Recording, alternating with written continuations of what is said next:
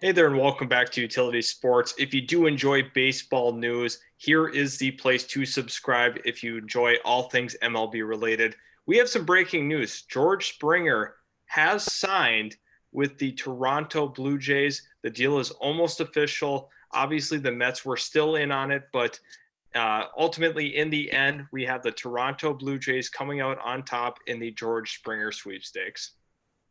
Yeah, we see him going to the Toronto Blue Jays here. Obviously, the New York Mets were in positions to make a lot of big moves this offseason, and they did make one with Francisco Lindor. I don't want to take anything away from their offseason, but it does not seem like they're going to bring in the amount of talent that they were hoping to. And instead, Toronto gets their guy, George Springer, joins an already solid outfield. And just adds to the talent on this team. That lineup is insane there in Toronto. Obviously, Vlad Guerrero Jr., Bo Bichette, the two young guys that headline that lineup, but also Springer coming in now. His success in Houston has been consistent. He is a leadoff home run machine.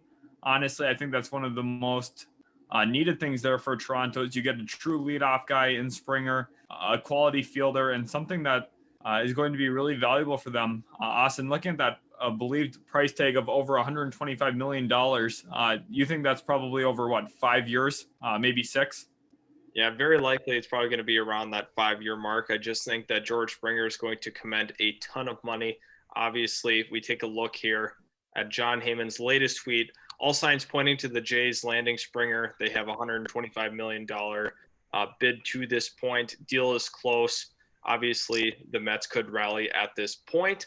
But just looking at it right now, I think that this is going to be a done deal. Just incredible how quickly this kind of came together here last minute. Obviously, the Mets are going to kind of give their final talk, final number for George Springer and his crew, but I think ultimately he is going to end up in Toronto. So now looking at it from the AL East perspective, you being a Rays fan, how do you feel about this with Toronto adding another nice player to the lineup?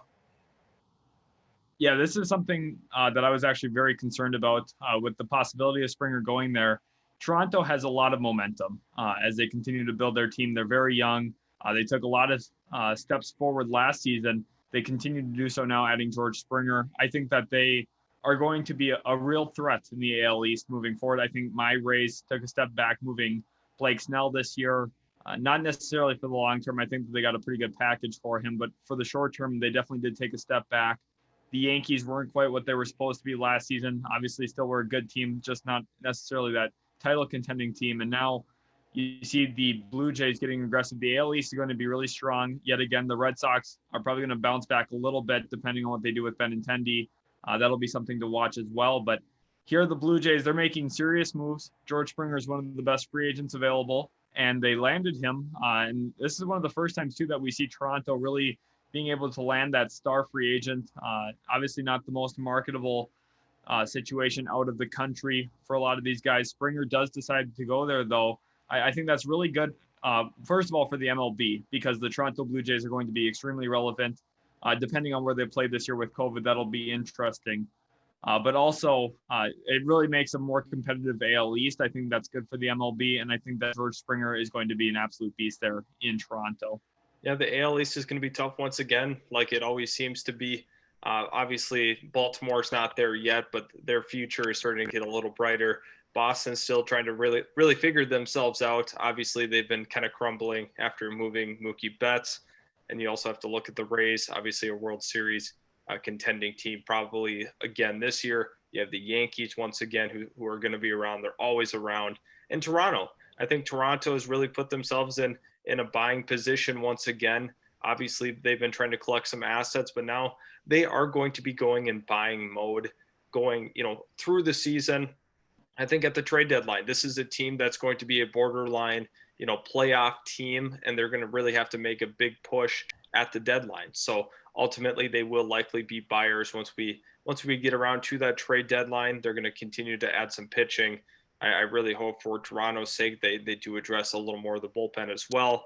But as a whole, I feel pretty good about where Toronto is. I think this is a phenomenal player that you're bringing in, like you had mentioned, a leadoff specialist. Obviously, he did really great things in Houston. So now one of those players from the cheating scandal is moving on from Houston. Now could we see the domino effect happen where some of these other guys that were part of that World Series team, eventually start to kind of drift off, and then Houston really kind of reinvents itself? I don't really know the answer to that. Obviously, they have some nice players like Kyle Tucker and Alvarez, a couple of nice guys that are, the new future for this team. Obviously, I think they'll probably keep Bregman for the long term, but this team could be looking at an overall overhaul. So at this point, pretty interesting to see that George Springer is a Blue Jay at this point. This is kind of what I figured it'd come down to between the Mets and the Blue Jays. Obviously, the Blue Jays ended up being a little more aggressive at the end, and I think this is a great move overall by the Blue Jays. Yeah, definitely. And we're getting a pretty good amount of action here recently in the MLB as well. Obviously, the Padres have been out making moves. If you guys haven't checked out our videos on the channel about the San Diego Padres, make sure to do so. They made a whole collection of trades. They also brought in a overseas prospect that is a really good potential infielder for them. There's a lot going on, so you guys have to make sure you are subscribed for all of our MLB content. We've been posting quite a bit of it lately with all the breaking news that's come out. Austin, any other closing thoughts here on Springer to Toronto?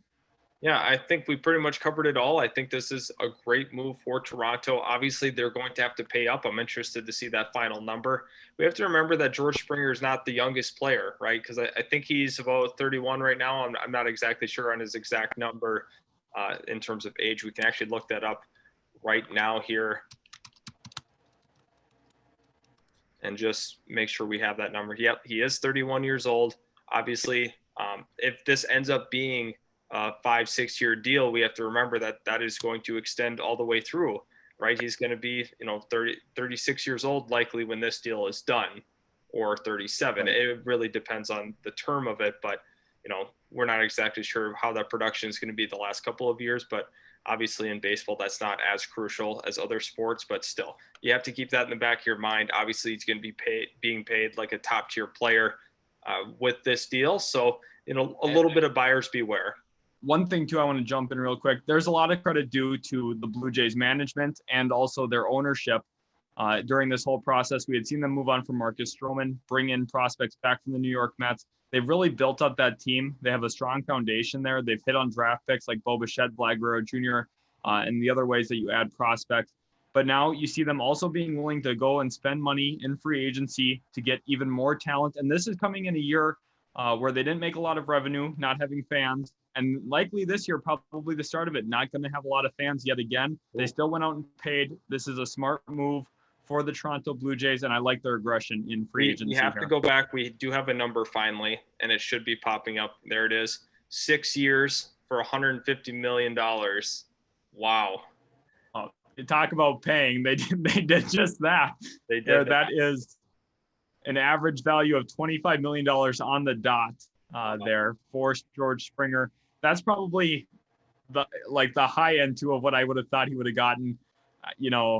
That is quite the number for him. He is a very deserving player, and that's what's going to happen in free agency. You have to go and overpay a little bit to bring in guys.